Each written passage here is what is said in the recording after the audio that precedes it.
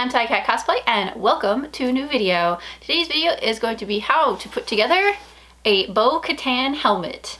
This is going to be a how to put together the pattern, how to make the helmet, but not how to finish it. If you'd like to see how you finish this thing, sand it, prime it, paint it, leave a comment down below so maybe we can get that video as well. If you'd like to see how I put this thing together, let's keep watching. So last week, upon seeing the new episode of The Mandalorian, when I saw Bo-Katan, I immediately went, ooh, that's a cool helmet. And then immediately went to look to see if there was a pattern for that helmet. And lo and behold, there is no pattern for a foam helmet for Bo-Katan. So I had to make one. I had made a couple Mandalorian helmets in the past and had an older pattern that I'd used in the past, but I decided to make a new pattern for this Bo-Katan helmet.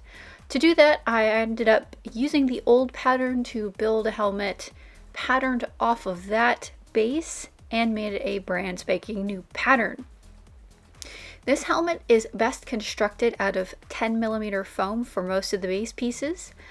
In this video, I'm using floor mat foam. You can use floor mat foam, nicer, smooth on both sides foam from, say, TNT. There's a link in the description box down below where you can get some foam where I am an affiliate. If you get foam through that affiliate link, you get foam. I get a little commission, so a win-win. To base out the pattern, you are going to trace that out on your foam, and please note that the pattern that you can buy from my web shop, link down below, is only for the left side. So you need to flip that pattern over for the right side of the helmet. You're going to trace out all of your pattern pieces and then cut out all of your pattern pieces. Once you've cut out all of your pieces on piece B, before you glue anything together, cut out the cheek section where the cheek insert sections will be set. These cheek insert sections I made from 6mm foam, but you can make them from 6 or 10mm foam. That's up to you. You want to make sure you bevel cut the outer curved edges at a 45-degree angle under and the inner edges at a 45-degree angle on top of the pieces.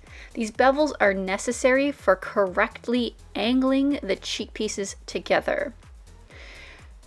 Using contact cement, glue the two insert pieces together first and then glue the inserts into piece B. I actually don't have registration marks when I did this, but I put them on the pattern, so align your registration marks and insert your cheek insert into the cheek cutout. This part is a bit tricky. If you don't get it right the first time or have a lot of difficulty with it, don't worry. You can actually reapply glue and try again if the glue dries out or you have to rip it apart. And don't feel bad if you have a hard time with this. I had a hard time with this part too. Once the cheek sections are assembled, glue together B, C, and D for both the right and left sides, and then glue together the two A sections and glue the sides and the center together. I'm not actually sure if that's the order that I actually did it in, but that's probably the most sane way of putting the base together. Alright, you have your base assembled. You're going to notice that the cheek sections are pretty straight out and don't look quite right. So you're going to heat and bend in the cheek sections so that they bend in towards the front of the helmet. And you're going to want to heat treat the whole helmet to close the EVA cells in preparation for finishing the helmet. Alright, now you have your base helmet done. It's time to add all of your details. First, you're going to want to assemble the ear pucks. I did this by cutting the base from 10mm foam. I slightly beveled in the outside edge. You don't have to do that, that's an aesthetic choice, but I beveled it in. And then the circle detail I cut out from 6mm foam and cut a shallow trench down the center of the base of the puck, following the pattern lines. To do this, you just add about a 45-degree angle insert the tip of the box cutter a couple of millimeters into the foam and cut down in a straight line, and then on a parallel line to that, cut in at another 45-degree angle. And this is going to make a piece that you can remove from the top of the puck. Does that make sense? I think so, hopefully. Anyway, for the raised details on the bottom, I cut out a piece of 6mm foam, and I used the upper line on the pattern. There's 2 lines at the bottom of the pattern. So I cut out a 6mm piece of foam that used the upper line as my upper tracing line for the 6mm foam section. And then I cut out a very thin, couple millimeters wide strip. I guess it's about a square, so 6 by 6mm strip of foam. And I beveled the larger section down and angled that down so that the 6mm foam is flush with the larger base puck at the bottom. You don't have to bevel these pieces. I did that. It's an aesthetic choice. You don't have to do that, but you can if you want to. So I glued this little 6mm section down and then the 6mm strip on top of that. And I did that for both the left and the right ear pucks. There's a little tiny bit of a difference between the left and the right ear pucks. The left puck does not have the antenna coming up off of it, so you can go ahead and assemble that whole puck and leave it off to the side. And then on the right side, there is a dashed line on the pattern. I ended up just tracing this using the little piece of cintra that I had cut out. And I cut a really shallow trench, about 3mm deep, so that the antenna sits inside the 10mm piece of foam. So it's sitting flush with the base piece, so that when I glue the circle on over that, the circle's not bulked up off of the puck.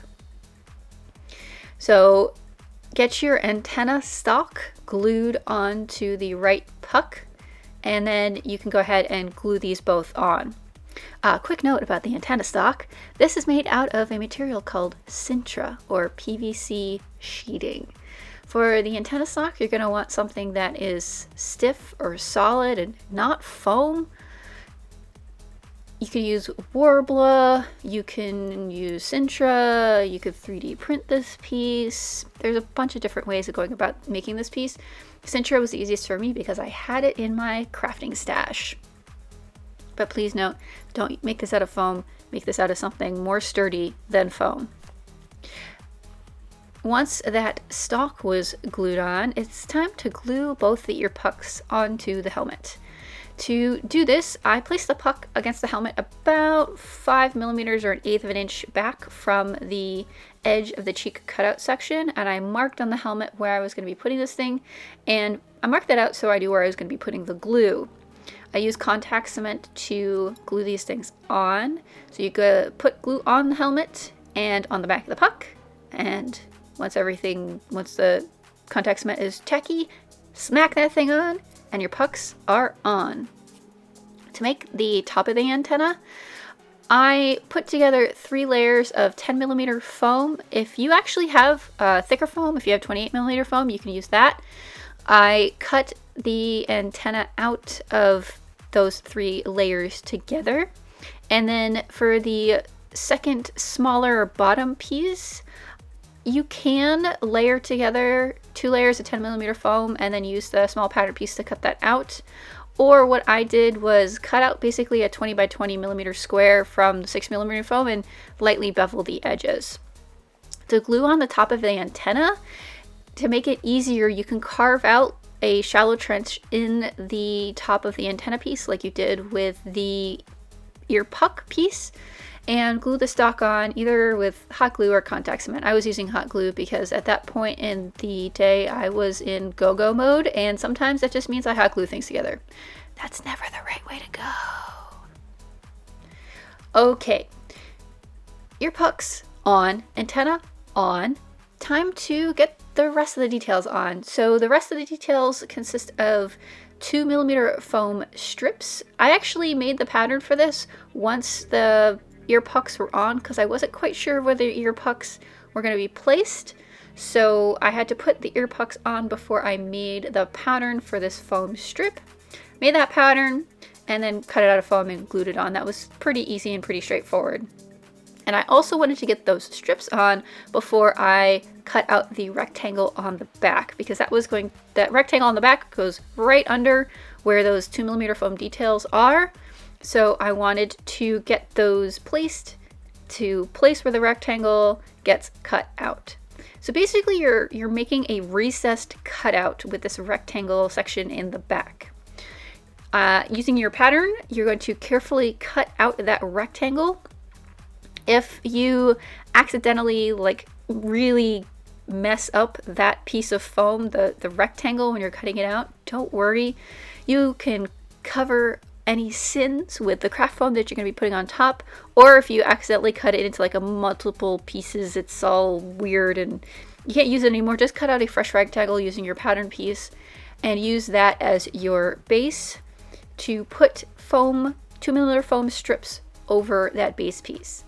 You're going to end up with 7 strips. So I used approximately a 15mm wide, which is 5/8 of an inch by, I didn't make this long enough in the first place, but you're going to want a strip at least 16-ish inches, 40 centimeters long. And starting at the bottom, glue those strips on, slightly overlapping the edges as you go up the rectangle. You're going to have 7 strips glued on at the end. And then once this piece is assembled, once you've got all those little strips glued on, you're going to stick that back in the hole. Once you've got the thing kind of set in the hole, recessing it slightly, you're going to go into the inside of the helmet and glue that sucker in with hot glue all around the seam edges on the interior of the helmet.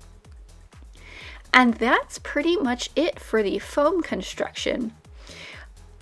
I did go ahead and show you how I put the visor in this thing and what I used. I'm going to say before I get into that, I usually put the visor in at the very end of helmet making. So I construct the helmet, sand, gap fill, prime, paint, seal. I do all of that before I put the visor in under normal circumstances. The way that I make my visors for Mandalorian helmets is to use a tinted welding face shield. I got a pack of 10 of these for I think 20 or 30 bucks off Amazon a couple of years ago, and it's super worth the 20 bucks. And just having these hang out, because every once in a while I use one of these visors and it's nice to just have a stash of visors. To put your visor into the helmet, you're going to have to cut down this polycarbonate visor. So measure out the width and length of the visor insert and make sure you give yourself about a ½ inch or a centimeter or 2 overlap on all the edges of the visor, so that when you install the visor you have a surface to glue to.